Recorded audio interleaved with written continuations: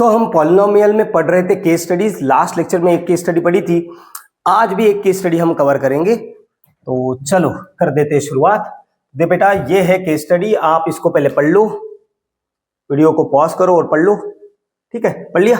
हाँ, तो इन्होंने बोला है, यहाँ पे एक डायग्राम भी गिवन है, कुछ पिक्चर्स गिवन है। आप देखो जरा पिक्चर में, ये जो बॉल को थ्रो कर रहा है उसका पाथ जरा देखना। ये इस तरीके से बॉल जो है वो ट्रैवल कर रहा है, यहाँ पे भी पाथ देख लो, इस तरीके से बॉल जो है वो ट्रैवल कर रहा है। इस पाथ को देखने के बाद हमें पता चलता है बेटा, ये पाथ जो है ये कैसा है, पैराबोलिक पाथ है। ये क्या है, पैराबोला है। ये क्या है, पैराबोला। ठीक है, तो इन्होंने सवाल पहला वही पूछा है, the shape of the path trace shown in the figure. तो ये जो पाथ ट्रेस हुआ है, बॉल ने जो पाथ ट्रेस किया है, इसका शेप क्या है? तो बहुत ही सिंपल, इसका शेप क्या है बेटा, पैराबोला। क्लियर? समझ में आया पहला सवाल? हाँ, इसमें और भी सवाल है, ये तो पहला क्वेश्चन हो गया। ठीक है, क्लियर है? अच्छा, इसका सेकंड क्वेश्चन देखो, सेकंड क्वेश्चन यहाँ पे मिलेगा आपको। अब इसी के बेसिस पे सेकंड क्वेश्चन है, if the P of x is equal to ax square plus bx plus c, ये तो हमारा क्वाड्रेटिक इक्वेशन है, is the parabola representing the graph as shown in figure, then. अच्छा, तो देखो यहाँ पे हमने अभी भी देखा कि ये पैराबोला पाथ जो है ये ऐसा है, इस टाइप का पैराबोला है। फाइन, अब देखो ये पैराबोला इस टाइप का है ना, इस टाइप का। ठीक है, पैराबोला हमारे दो टाइप के रहते हैं, एक तो ऐसा रहता है या फिर ऐसा। इसको हम बोलते हैं बेटा ओपन डाउनवर्ड। इसको क्या बोलते हैं, ओपन डाउनवर्ड। ध्यान देना, इसको ओपन डाउनवर्ड बोलते हैं और इसको बोलते हैं ओपन अपवर्ड। ओपन अपवर्ड, ये हमने लास्ट लेक्चर में पढ़ा भी है। ठीक है, open downward and open upward. और यहाँ पे क्या बोला है ना, ए जो है ना, ए, ये देखो ये ax square plus bx plus c जो है, इसमें जो a है, a क्या है, x स्क्वायर का कोएफिशिएंट, इसका साइन क्या रहेगा बोलते, ये हम ऑलरेडी पढ़ चुके हैं। हमें पता है अगर डाउनवर्ड पैराबोला है तो हमारा a क्या रहता है, लेस देन 0, मतलब ये हमारा नेगेटिव रहता है। अगर ओपन अपवर्ड पैराबोला है तो हमारा a क्या रहता है, ग्रेटर देन 0, मतलब a रहता है हमारा पॉजिटिव, a रहता है पॉजिटिव। तो इन्होंने a का साइन पूछा है, बस ए का साइन पूछा है। तो हमें जो पैराबोला गिवन है वो ऐसा है, ओपन डाउनवर्ड है। अगर ओपन डाउनवर्ड है बेटा तो हमारा ए क्या रहेगा, ए रहेगा हमारा लेस देन 0, तो ये हो जाएगा इसका आंसर। समझ में आया? कुछ नहीं भाई, यहाँ पे पूछा था कि ए का साइन क्या रहेगा, तो ए का साइन तो डिपेंड करता है कि आपका पैराबोला ओपन डाउनवर्ड है या ओपन अपवर्ड है। ओपन डाउनवर्ड होगा तो ए लेस देन 0, ओपन अपवर्ड होगा तो ए ग्रेटर देन 0। यहाँ पे क्लियरली दिख रहा है ये ओपन डाउनवर्ड है। ओपन क्या है, डाउनवर्ड। ओपन डाउनवर्ड दिख रहा है, मतलब ये क्या होगा, लेस देन 0। हो गया, सेकंड क्वेश्चन हो गया। थर्ड देखो, थर्ड। ओके, ये देखो नेक्स्ट क्वेश्चन, इसमें क्या बोला है, थर्ड क्वेश्चन में बोला है कि polynomial representing the graph as shown. Okay, ये जो है ये ग्राफ हमें यहाँ पे दिया गया है और यहाँ पे इसके कितने जीरो होंगे ये पता कर रहा है। बिल्कुल सिंपल है, देखो ये है ग्राफ, मैं आपको समझाता हूँ, ध्यान देना अच्छे से। ये है ग्राफ और इस ग्राफ के कितने जीरोस होंगे ये आपको बताना है। बेटा जीरोस कैसे पता करते हैं हम, बताओ जीरोस कैसे पता करते हैं? ग्राफ जहां जहां जितनी बार कट या टच करता है एक्स एक्सिस को, उतने जीरो होते हैं। यहाँ पे देखो कितनी बार कट कर रहा है, 1 2 3। इस ग्राफ ने 3 बार कट किया ना एक्स एक्सिस को, मतलब इसके जीरोस कितने होंगे, 3 जीरोस होंगे। हो गया सवाल, हो गया सवाल, बहुत ही सिंपल हो गया। अच्छा, नेक्स्ट देखो, भी इसका चौथा सवाल भी है यहाँ पे, द 3 जीरोज, ये जो 3 जीरोज है बोलते वो कौन से होंगे, मतलब जीरोस बताने हैं आपको एग्जैक्टली कौन से होंगे। तो देखो आपको ये चेक करना है। अच्छा, ये विजिबल है या नहीं पता नहीं, मैं यहाँ पे फिर से ये ग्राफ निकाल लेता हूँ। ये ग्राफ कुछ ऐसा है, आप ध्यान देना, ये ग्राफ कुछ ऐसा है और ये 3 पॉइंट पे टच कर रहा है ना एक्स एक्सिस को, 1 2 3। और कहाँ पे टच कर रहा है मैं आपको बता देता हूँ, -3 पे टच कर रहा है, उसके बाद -1 पे टच कर रहा है, कट कर रहा है, और 2 पे कट कर रहा है। तो 3 बार कट कर रहा है, इस वजह से हमारे 3 जीरोस है, ये तो हमने लिख लिए। वो 3 जीरोस कौन से है ये भी बताने हैं। तो बेटा जहां जहां पे एक्स एक्सिस को ये टच करेगा वही आपके 3 जीरोस हो गए। कहाँ पे कट कर रहा है, ये देखो -3 पे कट कर रहा है, -1 पे कट कर रहा है और 2 पे कट कर रहा है, मतलब यही 3 जीरोस होंगे आपके। तो देख लो ऑप्शन में -3 -1 2, -3 -1 2, ये हो गया आपका ऑप्शन। हो गया, बस हो गई केस स्टडी भाई, खत्म। ठीक है, ये हो गई एक केस स्टडी। और भी है, देखते हैं, एक और केस स्टडी है ये। चलो इसको भी सॉल्व करते हैं। Various parabolic structure. ओके, ये तो गिवन इंफॉर्मेशन है, हमें पता है बेटा ये स्टैंडर्ड फॉर्म होता है क्वाड्रेटिक इक्वेशन का। डायरेक्टली क्वेश्चन पे चलते हैं। In the standard form of quadratic polynomial ax square plus bx plus c, इनमें से कौन सा 4 ऑप्शन करेक्ट रहेगा बोलते हैं। यहाँ पे एबीसी के बारे में इंफॉर्मेशन हमें बताना है। एबीसी हमारा क्या रहता है, जरा सुनना, मेरी तरफ ध्यान देना। ये ax square bx plus C, ये होता है हमारा स्टैंडर्ड क्वाड्रेटिक इक्वेशन। ऐसे लिख लेता हूं, एक second, ax square plus bx plus C, ये हमारा स्टैंडर्ड क्वाड्रेटिक इक्वेशन है, बराबर, स्टैंडर्ड फॉर्म है।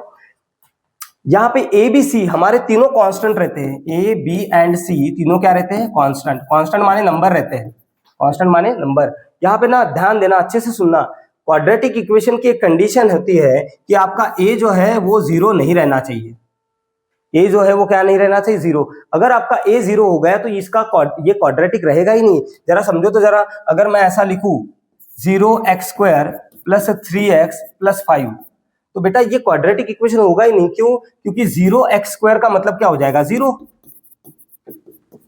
और फिर यहां से जीरो हट जाएगा तो ये क्या बन जाएगा, ये तो ऐसा बन जाएगा, ठीक है। अगर ए, ये तो ए होता है ना हमारा, एक्स स्क्वायर का कोएफिशिएंट क्या होता है, ए। अगर आपका ए जीरो हो गया तो बेटा वो क्वाड्रेटिक रहेगा ही नहीं। तो सबसे पहली कंडीशन जो होती है क्वाड्रेटिक इक्वेशन की, वो ये होती है कि आपका ए जीरो नहीं होना चाहिए।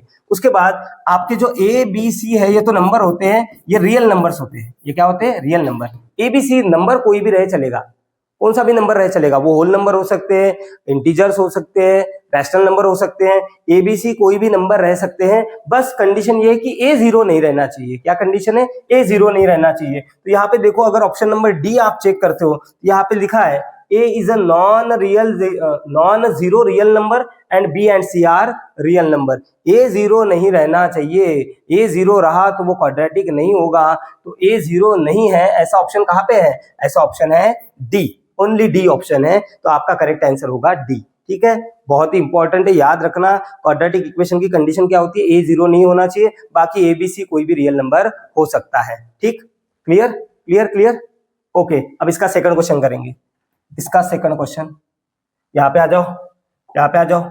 सेकंड क्वेश्चन में क्या बोला है, if the roots of the quadratic equation are equal, okay.